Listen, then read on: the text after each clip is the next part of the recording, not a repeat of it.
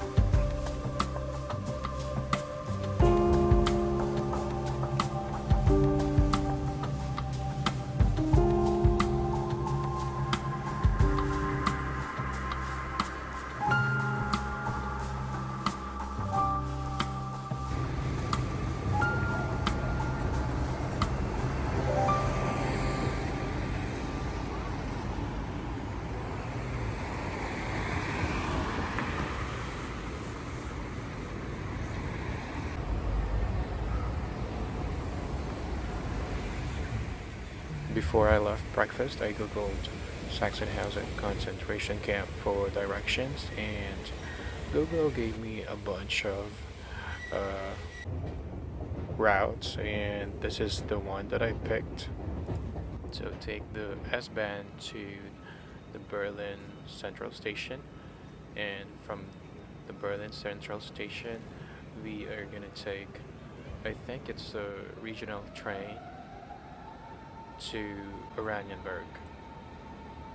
And once we're in Oranienburg, we're gonna take a bus to the concentration camp. So we are gonna take the train that's gonna go to Rostock Hauptbahnhof, and it's gonna be in platform number 5. There's going to be signs. If you cannot find it in front of you, you can look to your right, left, you can look up, or you can look down. Do whatever you want. Work like a ninja. This station is big, and it's giving me the feeling of Shinjuku train station or some train station in South Korea. The only difference is the trains in Japan and Korea speaks several languages, while some trains in Germany, some trains in Berlin, they only speak Dutch.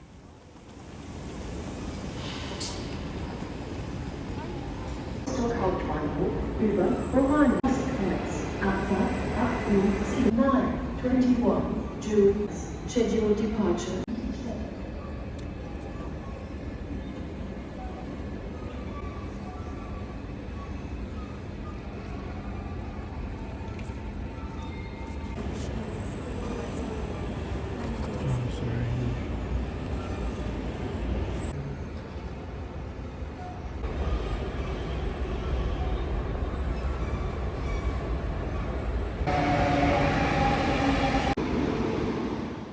Don't forget that the train stations, the buses and trams in Berlin runs an honor system, and make sure that you validate your ticket in those little validating machines before riding, or else you're gonna get in trouble.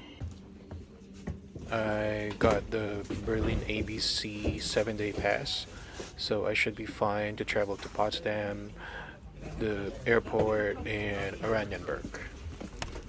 But I still got a little bit of a little scared when the conductor was doing her rounds before we get to Oranienburg, and the people around me were giving her tickets and printed papers, while the only thing that I have is the small 7-day pass, and I was not very sure if it's gonna work, but it worked.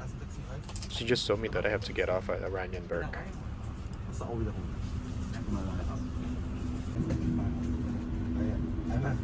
Geh mal bitte auf die Seite da. Ich bin hier fest. Wir sind doch irgendeine... Guck mal, wie ich... Das ist jetzt aber wieder...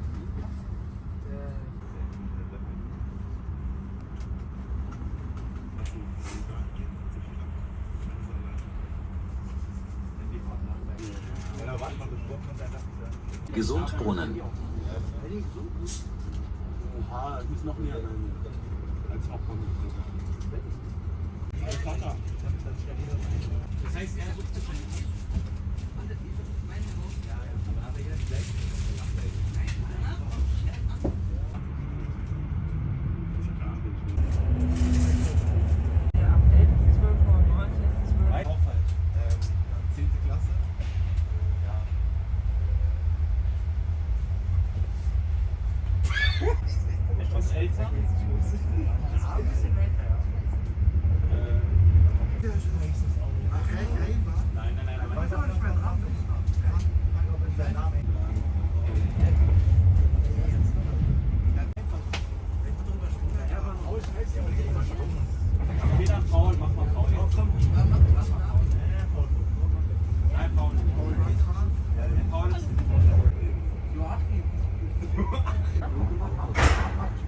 Nächste Station, Oranienburg.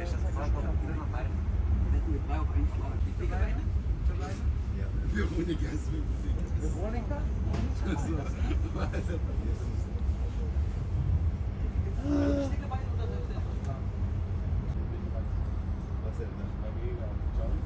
Boah, Digga, stellt euch mal vor, hier gegen B-Klasse jetzt. Alle, oder?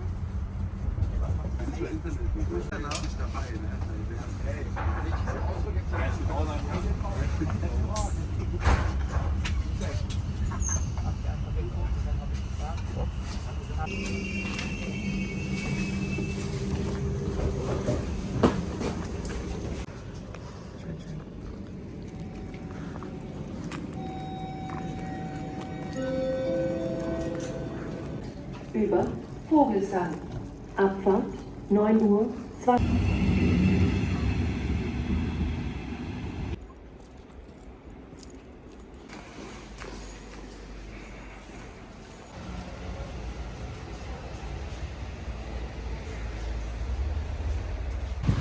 So the bus stop is right in front of the train station, and it's gonna take around 5 minutes to get to the concentration camp.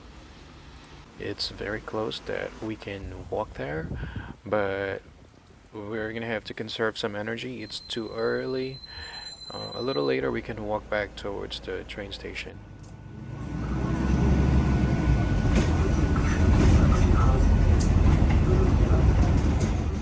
These are probably the same old cobblestone streets during World War II or even before that.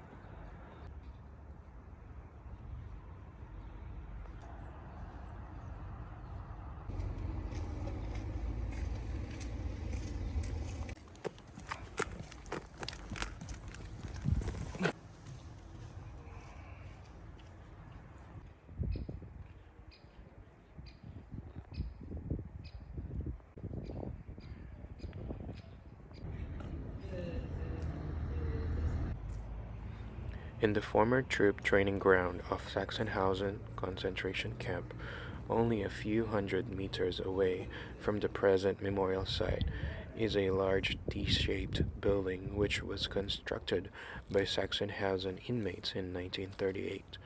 It was in this building that the central administrative office of the entire concentration camp system was based. The desk-bound perpetrators of the inspectorate were principal actors in the planning and execution of crimes. It was they who determined the conditions of imprisonment, oversaw the enforced labor and organized mass murder. The exhibition is located in a room which has been left largely untouched, since it served as the bureau for the overall head of the entire concentration camp system.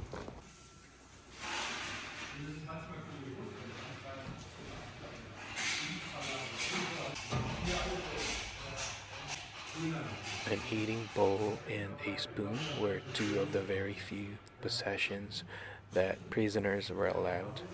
A prisoner's daily rations generally consisted of 1 liter of watery soup with a little potato or rutabaga and about 300 grams of bread. Prisoners who were without a bowl and spoon would not be able to get even this meager food allowance. Above all, in the years 1944 and 1945, when the tens of thousands of inmates were not even issued with the most basic of items, a bowl and a spoon became valuable belongings to be guarded at all times. This message in a bottle was discovered in April 2003 by a construction worker after he had demolished a partition wall on the ground floor. Among the debris and shards of glass, he found this slip of paper, a secret message with the following text written on either side.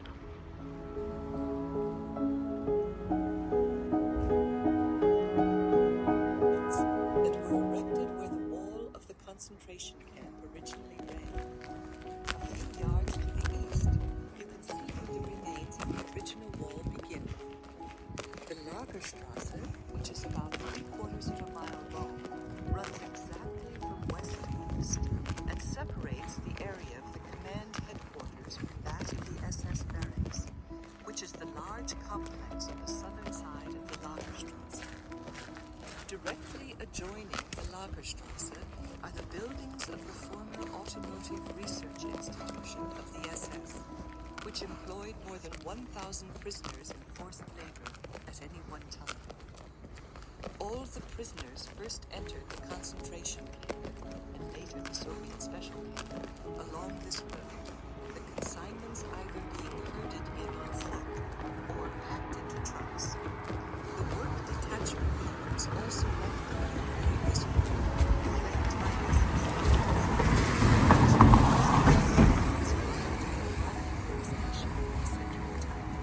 or were transported to the Sachsenhausen railway station. Those who arrived at the central station in Oranienburg, either by S-Bahn, the normal metropolitan railway, or by special trains, were forced to march right through the town in closed columns, guarded by SS troops in order to reach the camp. These prisoners entered the camp through the western gate, not far from where you are now standing. When the first consignments of recently declared stateless Jews from Poland began arriving in Oranienburg in September 1939, they were forced marched into the concentration camp along a route lined with civilians, including women and children, who were encouraged to throw stones and other objects at the columns and shout Nazi paroles. However, most of the prisoners arrived at the station of Sachsenhausen, to the north of the camp triangle. This had the advantage of allowing the SS troops to move the consignments into the camp with less fuss, past the SS living quarters in the northeast of the camp, out of sight of most of the town. It was there that most of the 13,000 Soviet prisoners of war arrived in the autumn of 1941, who were to be shot in Sachsenhausen. Prisoners who arrived via the Sachsenhausen station entered the camp at the eastern end of the Lagerstrasse, the opposite end to where you are now standing. At times, the Lagerstrasse was even open to the public as a thoroughfare. A small boy spending his holidays with his grandparents in one of the houses close by described his observations in a letter home to his parents in 1944. To find out what the boy wrote, please enter the number 103 on your audio guide. To find out more about the significance of the Lagerstrasse during the days of the Soviet special camp, please enter the number 203.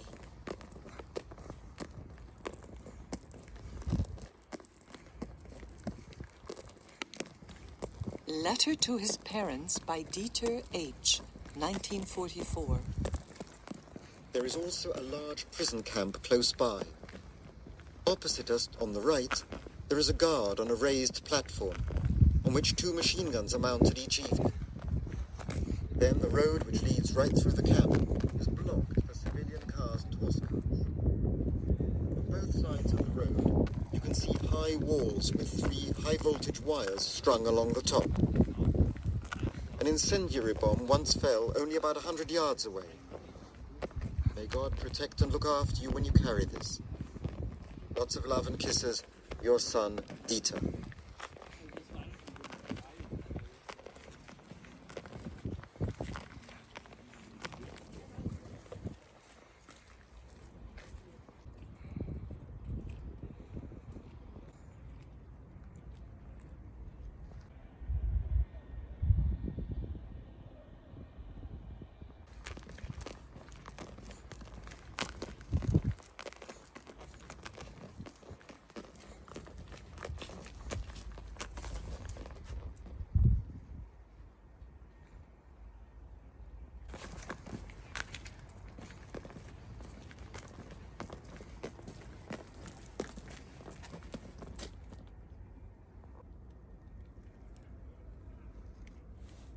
stands exactly on the central access road that bisects the concentration camp complex.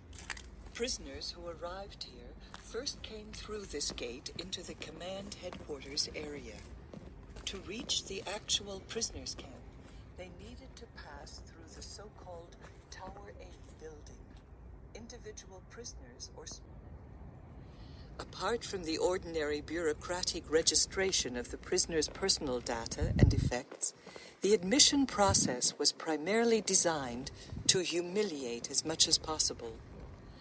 Walter Schwarze, a former inmate of the concentration camp, imprisoned here for his homosexuality in May 1940, remembers. In front of the van stood the SS henchmen with their Alsatian dogs. And then it started. Names were called out, and everyone got a smack in the face or a wallop from behind or a whack over the head with a rubber truncheon.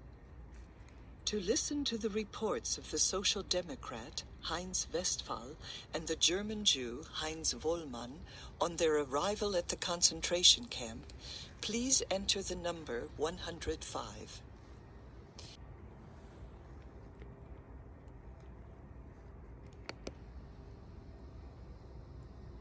You are now in the area of the former command headquarters of the Sachsenhausen concentration camp, in which the offices, accommodation, and canteen of the camp command were located, which comprised between 200 and 250 SS officers, other ranks and administrative staff, and the direct employee of the SS. Many of these came into direct contact with the inmates on a daily basis and had a direct influence on the prisoners' fates. They were also responsible for the majority of the murders that took place in the camp. By way of contrast, the command headquarters area, with its carefully tended flower beds neatly enclosed by low wooden fences, gave the illusion of an idyllic haven in the midst of all this terror.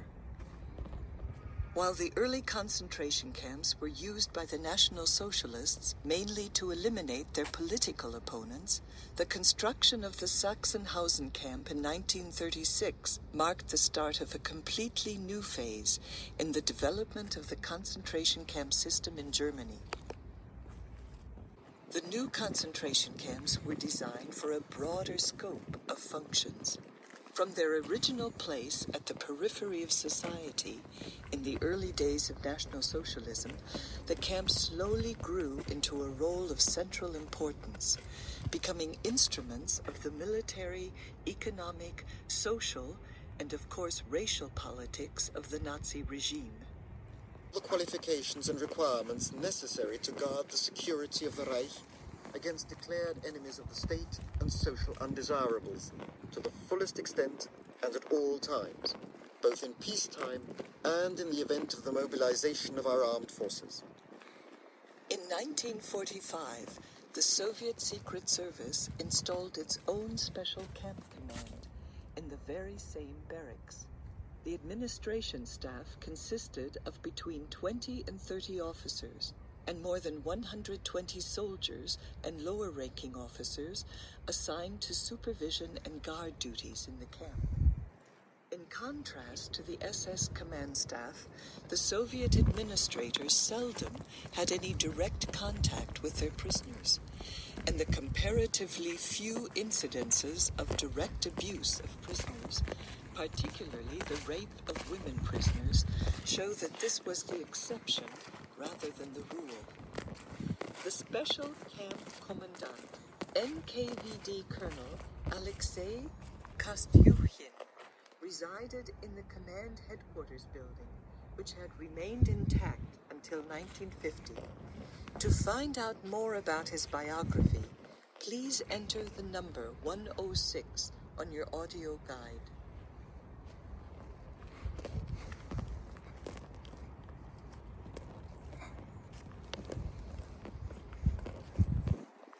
An employee of the Sachsenhausen Memorial and Museum made an extraordinary find when she tracked down and visited the son of the erstwhile commandant of the Soviet special camp, Alexei Kostyukhin, in Moscow.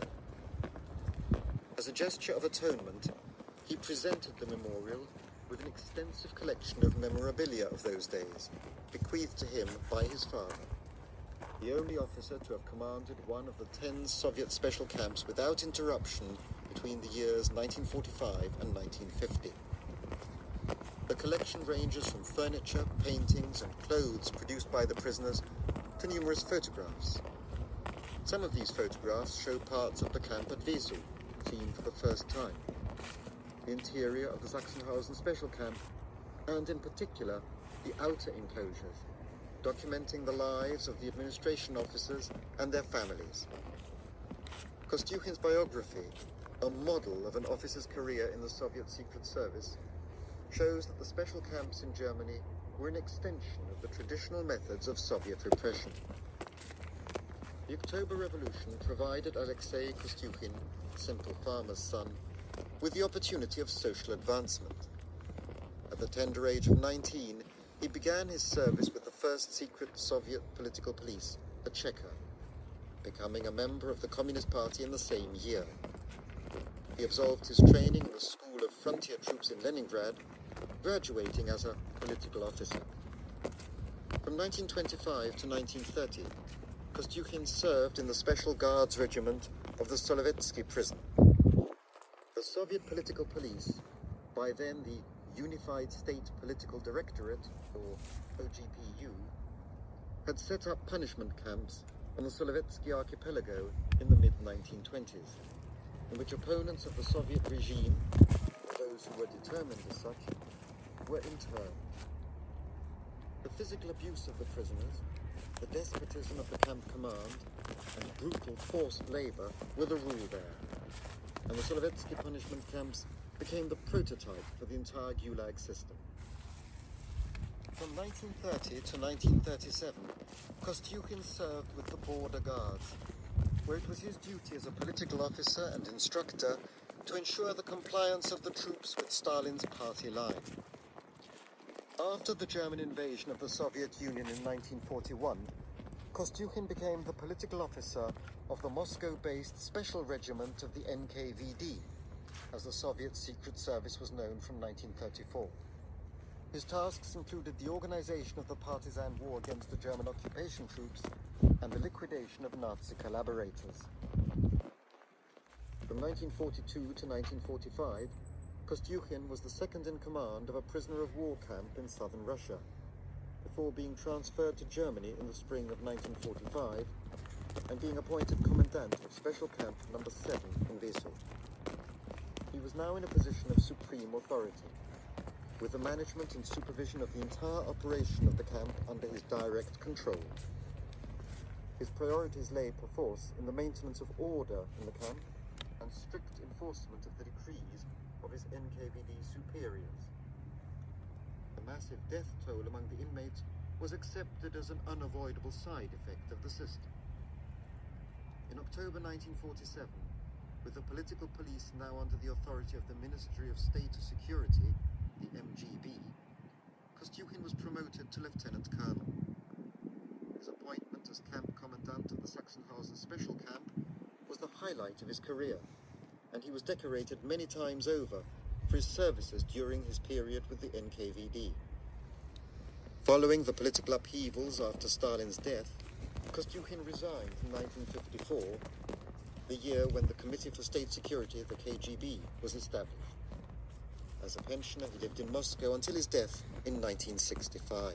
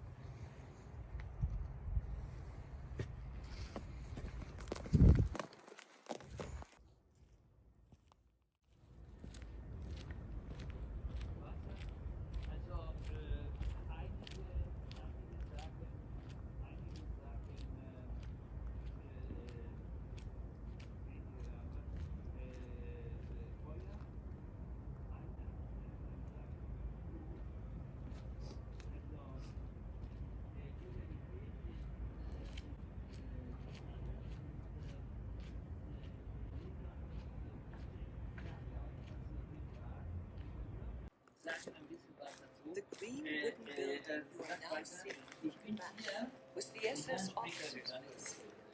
Hinter euch ist schon so zerbricht Sachsenhausen ein elegantes Lager geworden. Ja? Hier gibt es manche Fußwege in München, die schönen Wegen. Hier wurden viele in München also hier drin, da ist noch so Blumenhaus. Der ist nicht der einzige, der das wirklich sagt, dass das Lager schön ausschaut. Ja? Ihr müsst denken, dass zum Beispiel vor allem dieser Reiche vorne, ja, war sehr gut gepflegt. Ja? Und es gab Preis, es gab nicht die Mauer, woran wir jetzt gelaufen sind, ja? Sondern es gab nur ein genügendes Gelände. Ja? Es gab ein kleines Zoo, es gab ein kleines Teich oder eine Baracke. Ja? Das war sogar so, dass wenn keine Häftlinge durch dieses Lagerweg gegangen sind, normale Menschen aus Oranienburg, die durften da rumlaufen. Jetzt selbst wollten Kinder in das Landtag rumlaufen. Diese Mauer wurde gebaut, als hier Before you lies an example of the security system of the former concentration.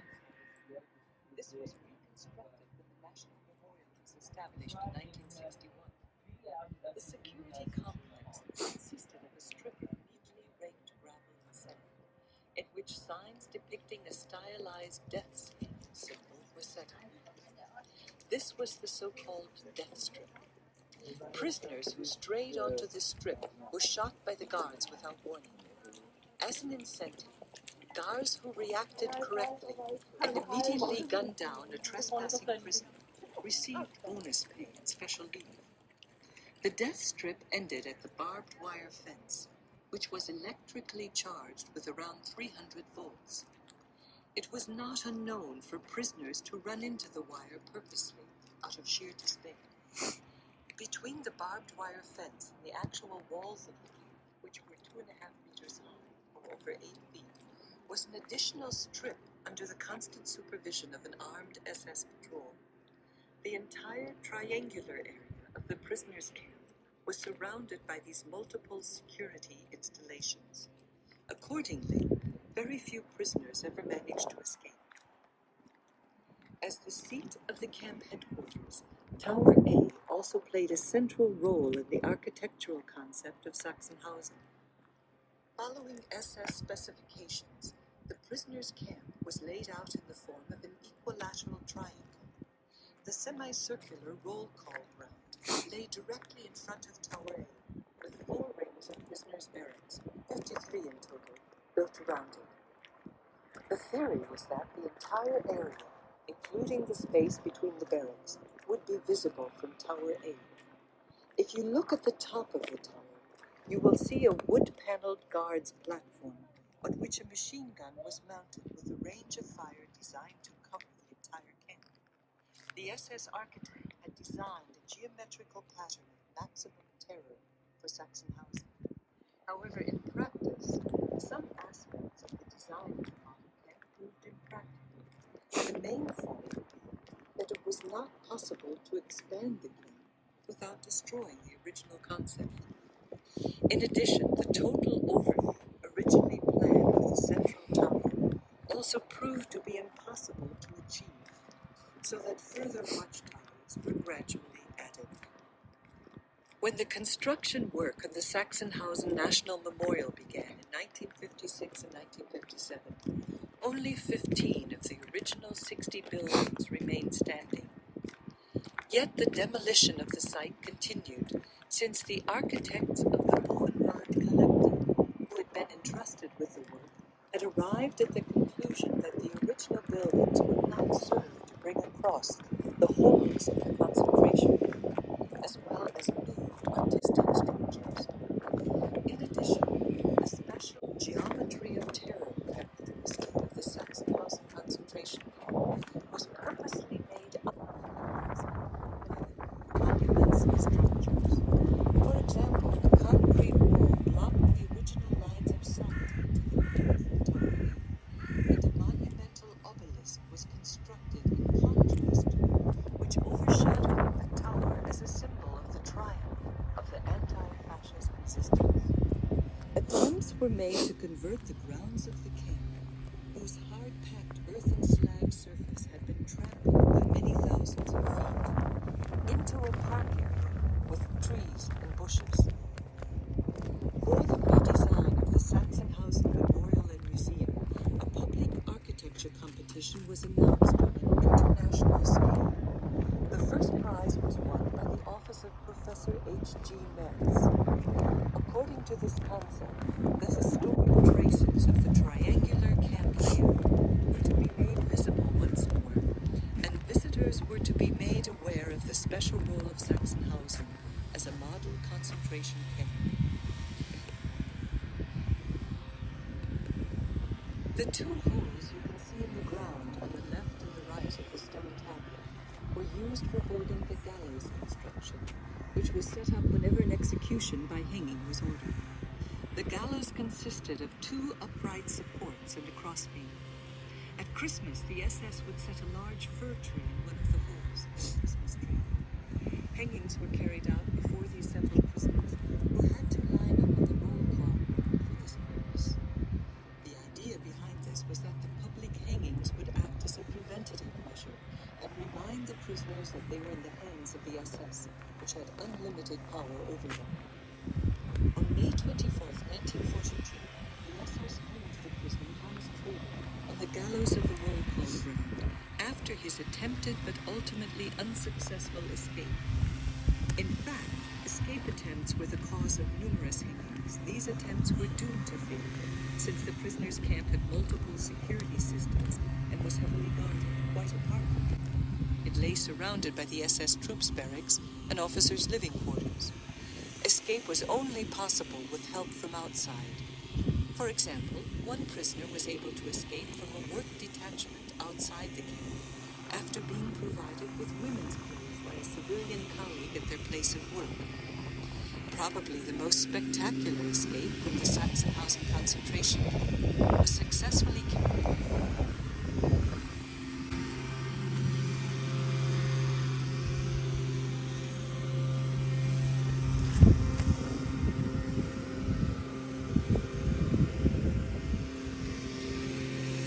The stone building you see before you, built in 1937, housed the camp laundry, in which the Christmas washing was done all too infrequently.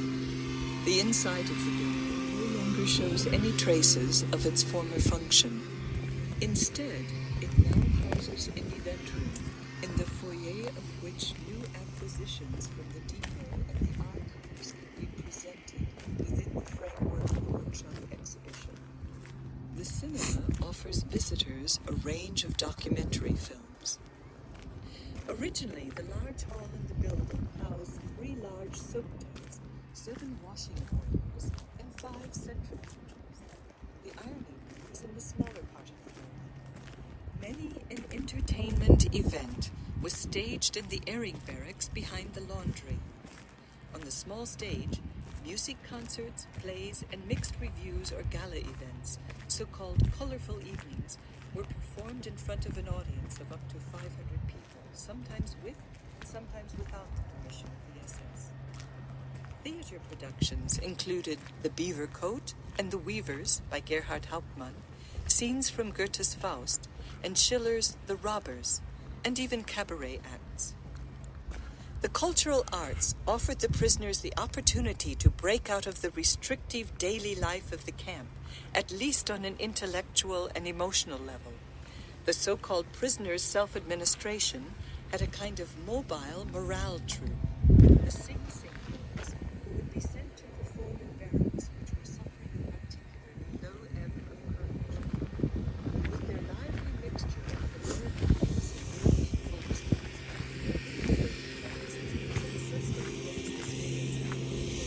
determinedly apathetic prisoners, giving them back their will to survive. Culturally,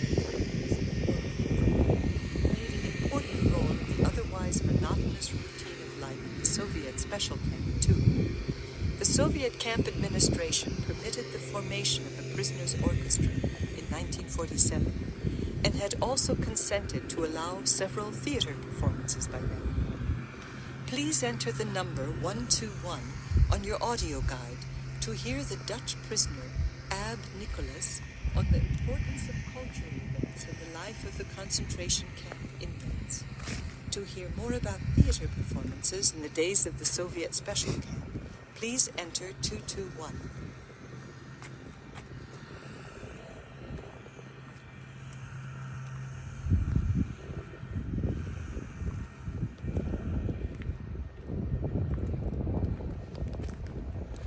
Ja, das ist eine kindliche Angelegenheit. Es hat sich festgestellt, dass... Yes, it was a very tricky thing we did. It was soon well known that the prisoners were psychologically more vulnerable as loners than if they felt they could belong to a group. Of countrymen, for example, in my case, Dutchmen. And so, among other things, we organised a Dutch evening in one of these dirty barracks, with lookouts posted outside to warn us of approaching SS guards, particularly Blockführer. And then 10 or 15 of us Dutchmen put on a performance programme around the table in this barrack. All very simple, of course. We had virtually no material, and we couldn't move around very much at the head of the table. I was a graphic artist, so I did lightning sketches and stuff. And then there were others who recited famous speeches from well-known plays. Anyone who had a talent for anything simply got up and did it. The risks were enormous, of course. I mean, if the SS had ever discovered us congregating, herding together, it would have been more than our lives were worth. But a Dutch evening like that, even a Dutch Santa Claus evening we had once, things like that really were the salvation of many prisoners who, well, would have gone under on their own. Maar eigenlijk nog te redden voor vele mensen die daar uiteindelijk goed tegen kan zien.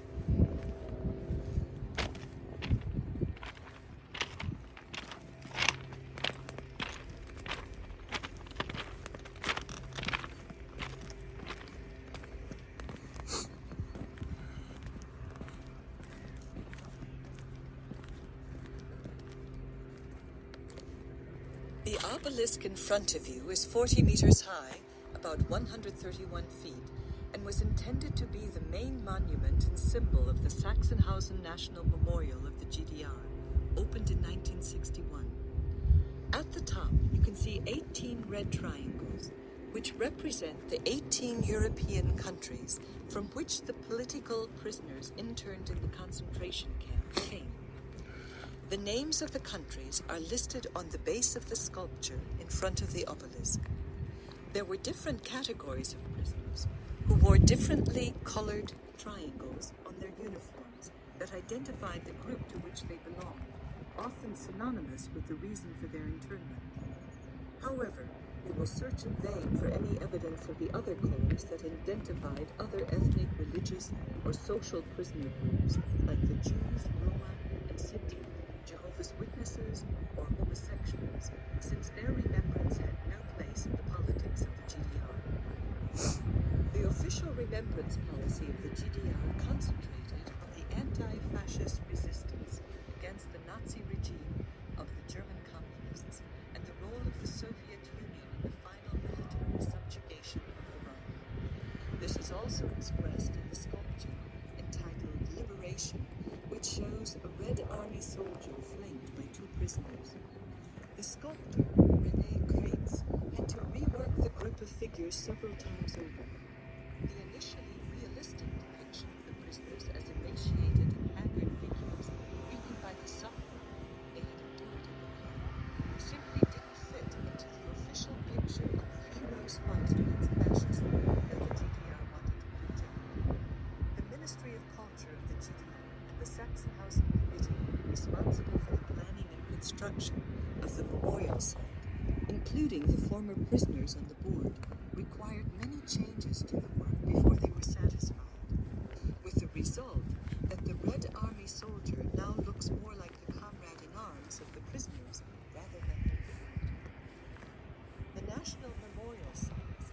concentration camps within the borders of the GDR had a central role in the cultural politics of the state. Regular visits to the sites by school classes were obligatory. The large paved area with the speaker's podium in front of the obelisk serves to remind us of the political mass meetings held here in the days of the GDR, at which the SED, the Socialist Unity Party of Germany, would proclaim itself the true heir and upholder of the legacy of the concentration camp victims. Here, soldiers of the National People's Army took their oath of allegiance, and the children and youth of the German Democratic Republic, the Junge Pioniere, and the Freie Deutsche Jugend vowed to uphold and advance the creed of the better Germany. To hear an excerpt of the speech given by the chairman of the Council of State of the GDR, Walter Ulbricht, at the opening of the Sachsenhausen National Memorial on April 21st, 1961, please enter the number 123 on your audio guide.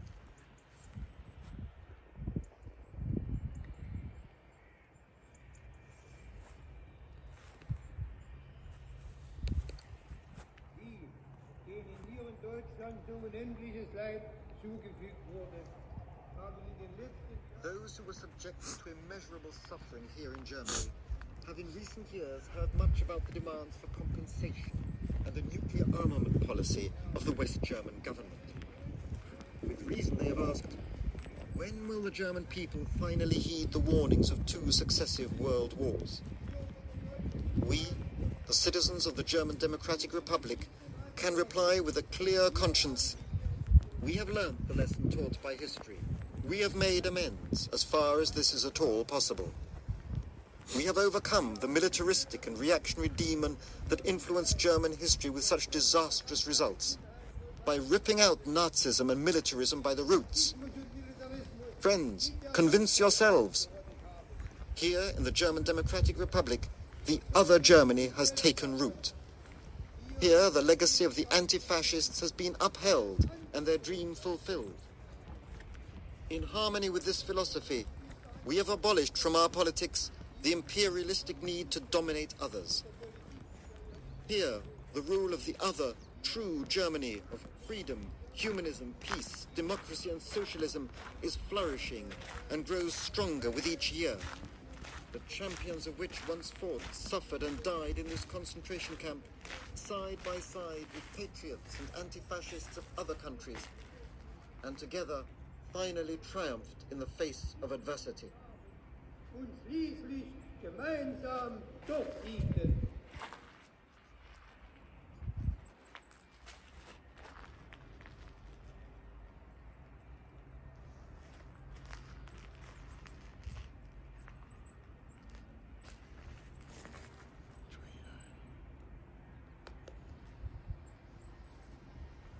The watchtowers of the concentration camp were named after consecutive letters of the alphabet, starting with the camp command building and central entrance to the prisoners' camp, Tower A, and continuing in a clockwise direction. Tower E, which stands before you here, marks the northernmost tip of the triangular prisoners' camp. In these watchtowers and on the patrol pathway in between, the SS Guard detail maintained a 24-hour watch over the prisoners' camp.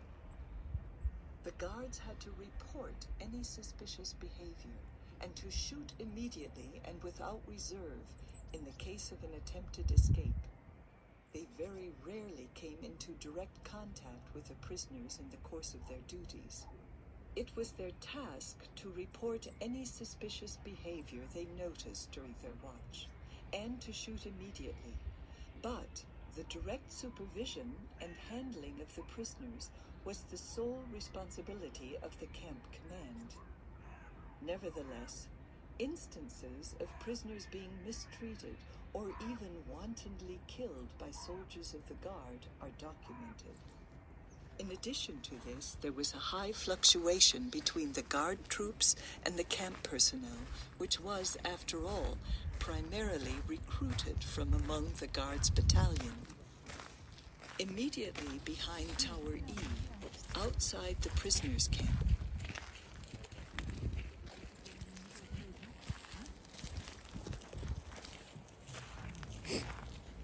You are now in the area of the Sonderlager of the concentration camp of Sachsenhausen, a special prisoners' camp that the SS had built here in 1941 for well-known public figures imprisoned and for high-ranking Allied prisoners of war. It extended along the whole length of the eastern camp wall. A cobbled road, which you can still see today, separated the special prisoners' camp into two areas. Sonderlager A along the camp wall, and Sonderlager B on the other side of the road. Before you lie the 15 original stone barracks of Sonderlager B, built in 1944 by concentration camp inmates. These are the only surviving buildings. The SS planned to keep prisoners here under more privileged conditions than in the main prisoners' camp. So these barracks were divided into two equal wings, each intended to hold just one prisoner, with a separate dormitory, day room, and washroom. Which particular prisoner of the SS held in which particular barrack is not known. On the other side of the road, opposite the stone barracks, were four family houses, with pointed gables and a collection of wooden barracks further south. Nothing has survived of these buildings, apart from fragments of the foundations. The houses were called Sonderhäuser, and were used for the internment of important politicians, former ministers, and even heads of state from the German-occupied territories. They also became known as Schuschnigg houses, after the former Austrian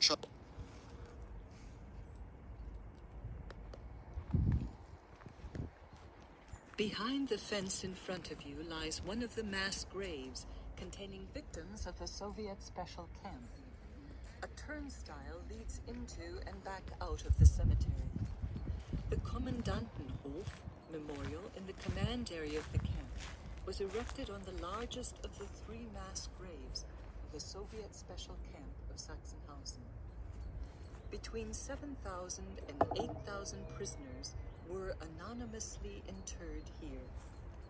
Once the first of the mass graves had been located in the Schmachtenhagen forest by Sachsenhausen memorial employees in 1990, with the considerable help of witnesses of the time, the northeastern environs of the camp were subjected to a thorough scanning by geological radar equipment to discover any remaining mass graves that had remained undetected.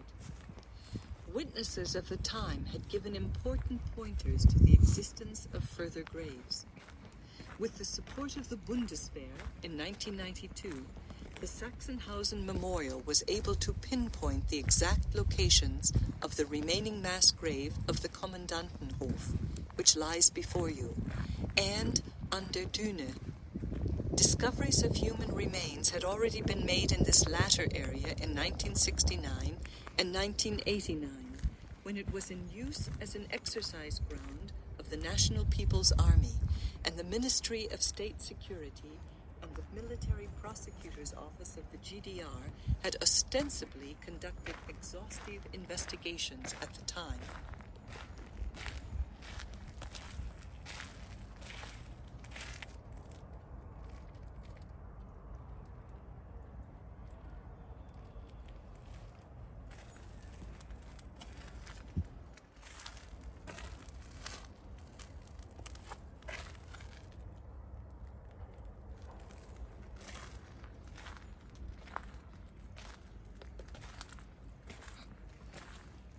Between 1945 and 1950, the Soviet Special Camp was established here, using parts of the former concentration camp. This history of dual use is shared by Sachsenhausen with other former Nazi camps, such as Buchenwald or Jamlitz-Liberose. In the course of the replanning process that the Sachsenhausen Memorial underwent, this led to some controversy between the survivors of the concentration camp and the survivors of the Soviet Special Camp. The new separate Special Camp Museum consolidates the history of the Soviet Special Camp, illustrates the division between Zone 1 and Zone 2 of the camp under the Soviets, and is in direct line of sight to the mass grave and Special Camp Memorial in the command area on the one hand and the remaining stone barracks on the other. The museum is visible through an opening in the original camp wall near Station Z of the former concentration camp as a black, cube-shaped building designed to blend in with the landscape.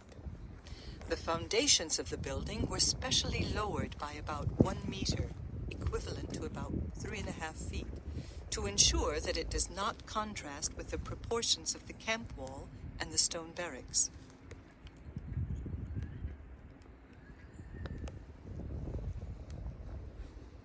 You are now in the area of the Sonderlager of the concentration camp of Sachsenhausen, a special prisoners' camp that the SS had built here in 1941 for well-known public figures imprisoned and for high-ranking Allied prisoners of war. It extended along the whole length of the eastern camp wall. A cobbled road, which you can still see today, separated the special prisoners' camp into 2 areas. Sonderlager A along the camp wall, and Sonderlager B on the other side of the road.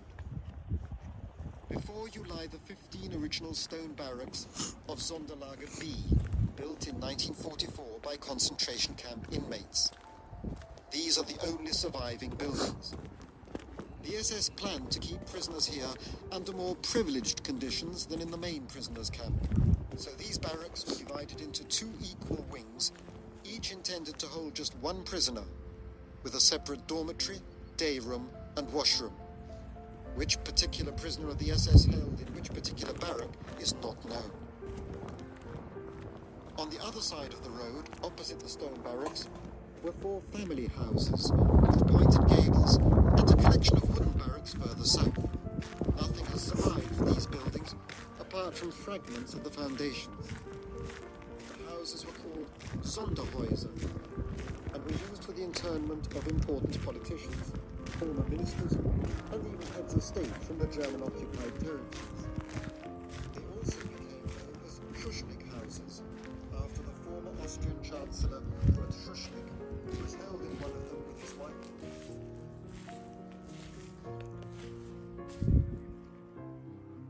Between 1945 and 1950, the Soviet special camp was established here, using parts of the former concentration camp. This history of dual use is shared by Sachsenhausen with other former Nazi camps, such as Buchenwald or Wlodzimierz. In the course of the replanning process that the Sachsenhausen Memorial underwent, this led to some controversy between the survivors of the concentration camp and the survivors of the Soviet special camp. The new separate special camp museum consolidates the history of the Soviet special camp, illustrates the division between Zone 1 and Zone 2 of the camp of the Soviets, and is in direct line of sight to the mass grave and special camp memorial in the command area on the one hand, and the remaining stone barracks on the other. The museum is visible through an opening in the original camp wall near Station Z of the former concentration camp as a black, cube-shaped building designed to blend in with the landscape. The foundations of the building were specially lowered by about 1 meter, equivalent to about 3.5 feet.